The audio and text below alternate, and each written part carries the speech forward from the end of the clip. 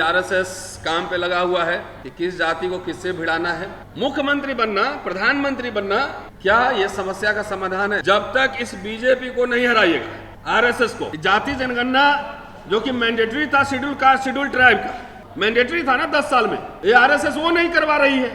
वो धर्म के नाम पे आप लोग को अफीम चटा देता है, गुमराह कर देता है। कोई बीजेपी आरएसएस के जितने नेता है उसका बच्चा नहीं जाता है धर्म की रक्षा करने। उसके बच्चे पढ़ते हैं इंग्लैंड, अमेरिका, यूरोप में, और धर्म की रक्षा आपके बच्चे करते हैं। मोदी जी ने कितने यूनिवर्सिटी खोले हैं 10-11 साल में। First defeat BJP, RSS. आपके शत्रु कौन है पहचानिए।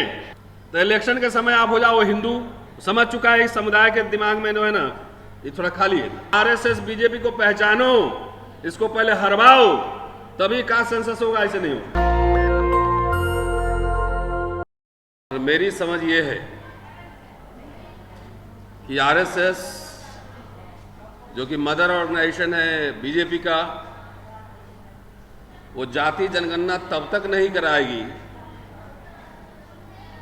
जब तक कि इसका नफा नुकसान वो असेस न कर ले। तो अभी आरएसएस काम पे लगा हुआ है कि किस जाति को किससे भिड़ाना है। कहीं जाट वर्सेस रेस्ट, कहीं यादव वर्सेस रेस्ट, कहीं जाटव वर्सेस रेस्ट। तो उनका अभी प्रयोग ये सब चल रहा है। जिस दिन एहसास हो जाए कि उन्हें कास्ट सेंसस का फायदा होगा, कास्ट सेंसस हो जाएगा, अदरवाइज वो कराएंगे नहीं। बहरहाल अभी 15 तारीख को कांशीराम जी की जयंती थी, आप सबको बधाई। और लखनऊ में एक कार्यक्रम था, मुझे लगा कि उस पर मुझे अपनी बात रखनी चाहिए जरूर। कांग्रेस पार्टी का कार्यक्रम था, राहुल गांधी मुख्य अतिथि थे, और उन्होंने जो बात कही उससे बड़ा हंगामा सोशल मीडिया पे मचा हुआ है। ये जरा कह लूं, उसके बाद कास्ट सेंसस पे आऊंगा। उन्होंने कहा अपने भाषण में कि जवाहरलाल नेहरू के समय होते अगर कांशीराम जी, तो उत्तर प्रदेश के मुख्यमंत्री होते। तो इसमें जो प्रतिक्रियाएं आ रही कि कांशीराम जी सीएम पीएम बनाने वाले लोग थे, बनने वाले नहीं थे। राष्ट्रपति का भी उनको ऑफर मिला था, हमने सुना है। तो खैर पीएम तो नहीं बनवा पाए, लेकिन एक प्रदेश में 4 बार सीएम जरूर बनवा लिए, ये उनकी उपलब्धि है। तो मैं जरा कैलकुलेशन कर रहा था कि नेहरू जी में और कांशीराम जी में कितने उम्र का कितना फर्क है। तो कैलकुलेशन जो मैंने किया, तकरीबन 45 वर्ष। 1889 का नेहरू जी का जन्म है और 1934 का कांशीराम जी का जन्म है। और जब नेहरू जी की मृत्यु हुई, डेथ हुआ, उस समय कांशीराम जी 30 वर्ष के थे। संदर्भ, काल और संदर्भ में बात समझी जानी चाहिए, नहीं तो कंफ्यूजन होता है। उस समय वो नौकरी कर रहे थे। 64 में उन्होंने इस्तीफा दिया, पुणे के डीआरडीओ में काम कर रहे थे, असिस्टेंट इंजीनियर। तो सोचिए अगर 30 साल में कांशीराम जी मुख्यमंत्री बन गए रहते तो भारत के प्रधानमंत्री भी बनते। 90 के दशक में भारत के प्रधानमंत्री भी बनते। लेकिन ये बात काल संदर्भ में समझ में नहीं है। रोपर में पढ़े थे और गवर्नमेंट कॉलेज में पढ़े थे और सरकारी ऑर्डिनेंस फैक्ट्री में वो काम कर रहे थे, डीआरडीओ। तो ये कोई नई बात नहीं है। हमारे लोग को नहीं पता है कि भारत में कई दलित मुख्यमंत्री रह चुके हैं। और 1960 में आंध्र प्रदेश में दामोदरम संजीवैया 1960 में आंध्र प्रदेश में मुख्यमंत्री बन चुके थे। बिहार में भोला पासवान शास्त्री 3 बार मुख्यमंत्री। राजस्थान में जगन्नाथ पहाड़िया मुख्यमंत्री। अभी तो पंजाब में वो चन्नी साहब बने थे, अभी मेंबर ऑफ पार्लियामेंट। तो खाली मुख्यमंत्री बनना जाति जनगणना से रिलेटेड है। मुख्यमंत्री बनना, प्रधानमंत्री बनना क्या यह समस्या का समाधान है, सोल्यूशन है? ये फंडामेंटल क्वेश्चन। अभी एसपीडीएम कहाँ गए शंभू जी? एसपीडीएम, पीएम, सीएम, आखिर जाति जनगणना क्यों? ये सवाल मैं फंडामेंटल लगता हूं। अरे सीएम तो एक ही बनेगा। बाबू साहब 2 सीएम बन लिए, वीपी सिंह और चंद्रशेखर जी। तो सीएम बनने से क्या सारे बाबू साहब जो राजपूत समाज के लोग हैं सारे पीएम बन गए? ये समाज को जो नशा चढ़ा है ना, खाली सीएम, पीएम, मंत्री, इसके अलावा कुछ दिखता ही नहीं।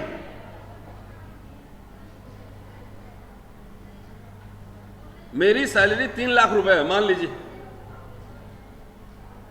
अगर 1 लाख लोग मेरे जैसे होंगे इस देश में, तो 1 लाख को 3 लाख से आप कल गुना भाग कर लीजिए, कितना करोड़ रुपए होते हैं। गुना भाग कर लीजिए ना। सबको एमएलए एमपी बनने की क्या जरूरत है? बहरहाल, तो फिर बात आई भारत रत्न की कि कांग्रेस पार्टी ने भारत रत्न नहीं दिया। वो राहुल गांधी ने चिट्ठी लिखा था, अभी प्रधानमंत्री को चिट्ठी लिखा है। ऐसा मोदी जी के सरकार में तो भारत रत्न ऐसे ऐसे लोगों को मिल गया कि अब उसका कोई महत्व ही नहीं रहा। ऐसे ऐसे लोगों को मिला है तो उसका क्या महत्व रह गया? सिंबोलिज्म, प्रतीक की राजनीति से बाहर आइए, ग्राउंड रियलिटी, रियलिस्टिक दुनिया को देखिए। खाली हमारे जात का कोई प्रधानमंत्री बन जाएगा तो उससे मेरा घर नहीं चलने वाला है। हमको उस नारे में भी प्रॉब्लम है, जिसकी जितनी संख्या भारी उतनी इसकी हिस्सेदारी। क्या मतलब है इसका? जाति का के समुदाय का? इसी पे तो आरएसएस खेल रहा है कि सारे यादव खा गए, सारे जाटव खा गए, संख्या ज्यादा है। बिहार का जो सर्वे आया था, कास्ट सर्वे, उसमें स्पष्ट हो गया कि जनसंख्या में जो कम्युनिटी कम है, नौकरी में प्रतिशत ज्यादा है। लेकिन यादव जाटव नैरेटिव चला दिया और हम फंस गए। जात की संख्या ज्यादा कि कम्युनिटी की संख्या ज्यादा?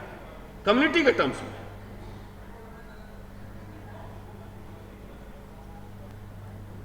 दस साल तक कांशीराम जी का परिनिर्वाण हुआ 2006 में। 2004 से लेकर 14 तक कांग्रेस की पार्टी की सरकार थी। क्या कांशीराम जी के जितने समर्थक थे उन्होंने कोई ज्ञापन दिया कि कांशीराम जी को भारत रत्न दीजिए? कोई डिमांड रखा?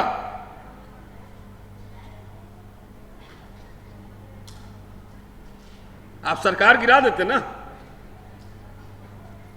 कोई डिमांड रखा कि हमारा कांशीराम की? उल्टा ही, मुझे तो उल्टा ही लग रहा है। यही कह दिया हो कि भारत रत्न देना मत।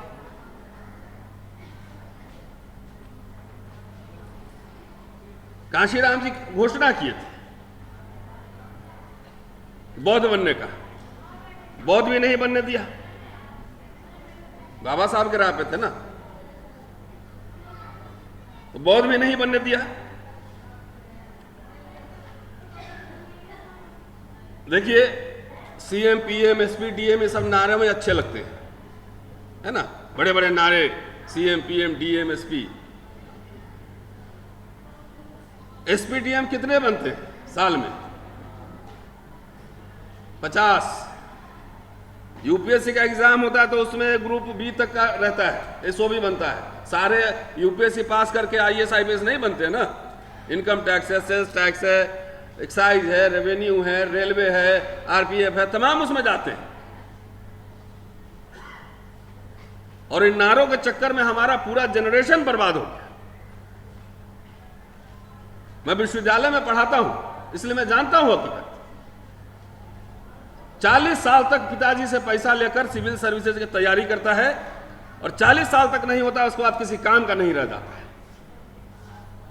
कभी नारों में हमने नहीं सुना कि वकील बनना चाहिए। विल्सन साहब है ना, एडवोकेट सुप्रीम कोर्ट।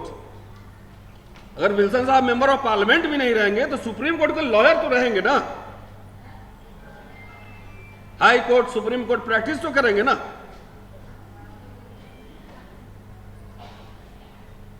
तो ये एसपी, डीएम, सीएम, पीएम, इसके अलावा भी दुनिया है, प्रोफेशनल दुनिया है।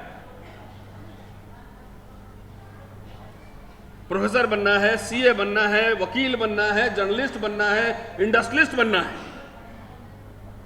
उद्योग धंधे करने हैं, व्यापार करने हैं। ये बहुसंख्यक जमात के वर्ल्ड व्यू में नहीं है।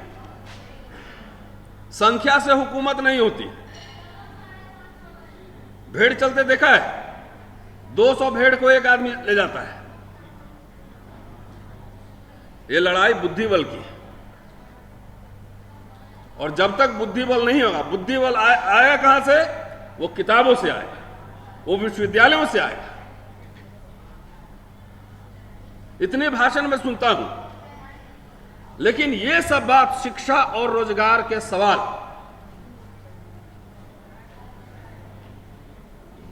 संसाधनों में कैसे हम प्रोफेशनल्स क्रिएट करें, कैसे हम अपने बच्चों को बिजनेस मैनेजमेंट पढ़ाएं,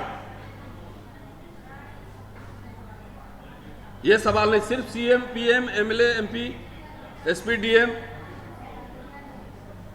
देखिए हमारी समझ साफ, जब तक इस बीजेपी को नहीं हराइएगा, आरएसएस को, आरएसएस है असली ताकत जान उसमें। और आप कास्ट सेंसस क्या आपको तो कह देगा कि हिंदू है, हिंदू मुसलमान कर देगा, आप लोग जाके वोट दे दीजिएगा। उस समय जाति याद आता है कि धर्म याद आता है? एक टोपी वाला मुस्लिम आपके सामने खड़ा हो जाए तो आपके अंदर का हिंदू भाव जाग जाता है। तो पहले तो यह तय कर लो कि जात है कि धर्म है। और ये एक्सपेरिमेंट, ये प्रयोग आरएसएस लगातार कर रहा है, जातियों के नेता तैयार करता है। 27 तो मंत्री ओबीसी का बैठा हुआ है, प्रधानमंत्री खुद ही कह रहे हैं ओबीसी। एचआरडी मिनिस्टर अभी वो भी ओबीसी। यूजीसी झुंझुना पकड़ा दिया, एक हाथ से दिया दूसरे हाथ से ले लिया। इस पे क्लियर कट अंडरस्टैंडिंग नहीं। बाबा साहब ने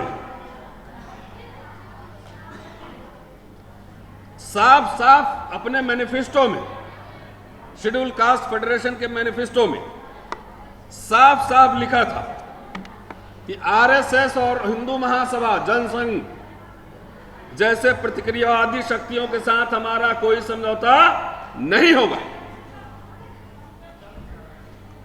तो बीजेपी से मंत्री भी बनोगे, आपके जात का बीजेपी से खड़ा हो जाएगा तो उस समय आपको वर्ग इंटरेस्ट, क्लास इंटरेस्ट दिखाई नहीं देता है, अपने जात को वोट दे दो। सबसे ज्यादा एससी, एसटी और ओबीसी एमपी किसके पास है? वो बीजेपी के पास है।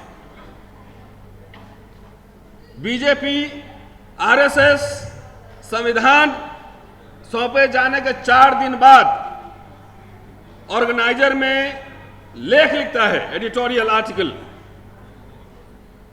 कि संविधान में भारतीयता नाम की चीज नहीं है, इससे बढ़िया हमारा मनुस्मृति का संविधान था। वयस्क मताधिकार के आधार पर भी कहती है कि इससे बहुत ज्यादा फ्रूटफुल नहीं मिलेगा, कुछ एडल्ट फ्रेंचाइजीज नहीं चाहिए। बाबा साहब 1919 से लेके और संविधान बनने तक वोट के अधिकार के लिए लड़े लगातार, और वही आपका वोट कटिंग हो रहा है एसआईआर में। ये सब एजेंडा, इसकी लड़ाई नहीं लड़ी जा रही। और जाति जनगणना हो भी जाएगा तो नेक्स्ट व्हाट? अगला क्या? आपको अपने जात का नेता चाहिए ना, जमात का नेता नहीं चाहिए।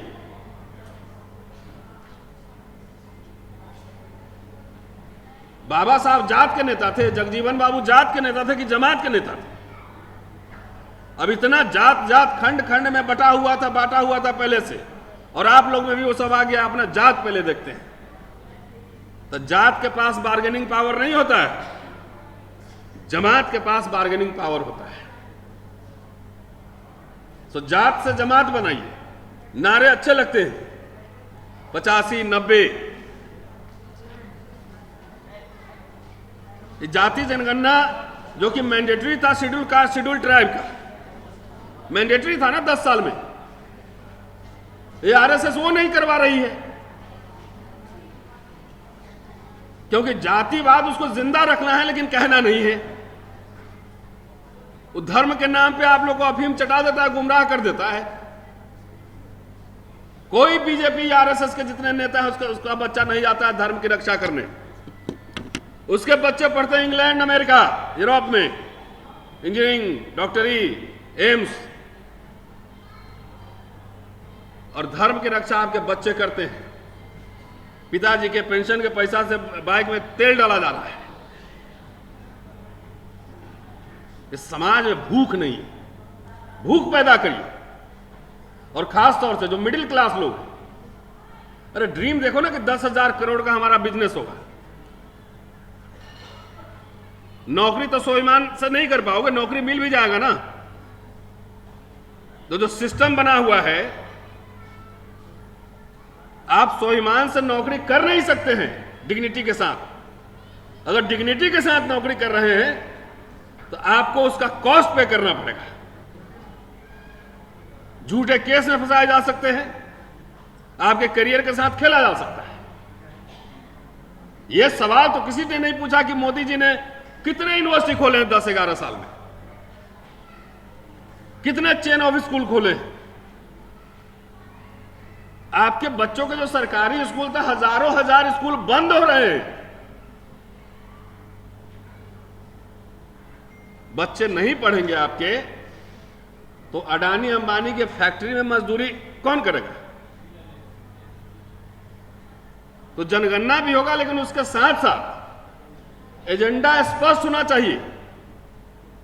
और मुझे पता है कि कास्ट सेंसस तभी कराएगा आरएसएस जब उसको इसका राजनीतिक लाभ मिलेगा। कास्ट सेंसस करा लेगा, पता नहीं आपकी एक जात का एक टिकट दे देगा और आप उसके पीछे जो है ना बैकपाइपर बन के आप घूमते रहना पीछे पीछे। तो अगर ये पॉलिटिक्स है तो मैं इसके खिलाफ हूं। First defeat BJP, RSS. आपके शत्रु कौन है पहचानिए, आपकी हकमारी कौन कर रहा है पहचानिए। पिछड़ा प्रधानमंत्री, एक कमीशन नहीं बनाया, कोई रिपोर्ट नहीं आया पिछड़े के लिए। वीपी सिंह ने तो मंडल कमीशन लागू किया, अर्जुन सिंह ने मंडल 2 लागू किया।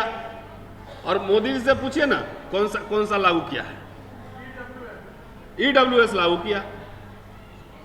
और आपका दिमाग टेस्ट करता है बीच बीच में, थाली बजाओ, मोबाइल का टॉर्च जलाओ, वो चेक करता है, थर्मामीटर है कि इन लोगों के दिमाग में दिमाग है कि गोबर भरा हुआ है। वो चेक करता है हर 2-4-5 साल में, थाली बजाओ। तो सवाल यह है, कास्ट सेंसस, सरकारी नौकरी सीमित होती जा रही है। अब ठेके पे बनना है प्रोफेसर, कॉन्ट्रैक्चुअल आ गया ना, क्या गेस्ट लेक्चरर। नौकरियां सीमित होती जा रही। संसाधन में हिस्सेदारी कैसी हो, कैसे हो, यह सबसे महत्वपूर्ण मसला है। नौकरी से घर बना सकते हैं, बच्चे बढ़ा सकते हैं, इससे ज्यादा कुछ नहीं कर सकते। आप पीएफ में तो अब इंदिरा गांधी ने तो पेंशन भी दिया था, अटल बिहारी ने छीन ही लिया। कर पंडित जी लोग भी बहुत परेशान है आजकल, उनका भी पेंशन गया, नौकरी गया, सबका गया। तो जब जातियां हैं, जाति, कास्ट इज रियलिटी, तो जाति जनगणना से परहेज क्यों? और ओबीसी का खाली गणना क्यों होगा? सबका गणना हो, किसके पास कितना जमीन है, कितनी प्रॉपर्टी है, कितने मकान है, कितना इंडस्ट्री है, ये सारे आंकड़े। हाँ, ये कितना प्रोटीन ले रहे हैं, कितना विटामिन ले रहे हैं, तो सारा आंकड़ा आता है ना। ये सारे आंकड़े हो, और इसके साथ साथ खाली नौकरी का मसला नहीं है, बिजनेस। भारत पूंजीवाद की ओर जा चुका है, मिक्स्ड इकोनॉमी नहीं है, समाजवाद नहीं है। कह रहे 70 साल में क्या हुआ, तो 70 साल में यही हुआ कि आप पैंट शर्ट पहन के घूम रहे हैं, स्कूल, कॉलेज, यूनिवर्सिटी सब कुछ बना। मोदी जी से क्यों नहीं सवाल पूछ रहे हैं? मोदी जी से सवाल पूछिए कि आपके बच्चों के लिए कोई, पिछड़े वर्ग के बच्चों के लिए, खाली मैं कह रहा हूं, कोई चेन ऑफ स्कूल खोला है? तो नहीं। तो इलेक्शन के समय आप हो जाओ हिंदू, समझ चुका है इस समुदाय के दिमाग में जो है ना ये थोड़ा खाली है।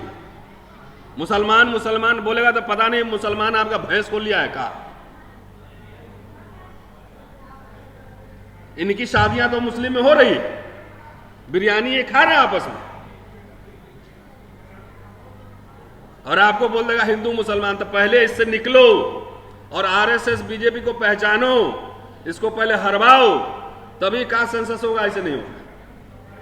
शुक्रिया, थैंक यू। दस्तक की आपसे गुजारिश है कि अगर इसको बचाना चाहते हैं तो नेशनल दस्तक को सब्सक्राइब करने के लिए रेड कलर के सब्सक्राइब बटन को दबाएं, फिर बेल आइकन की घंटी दबाएं।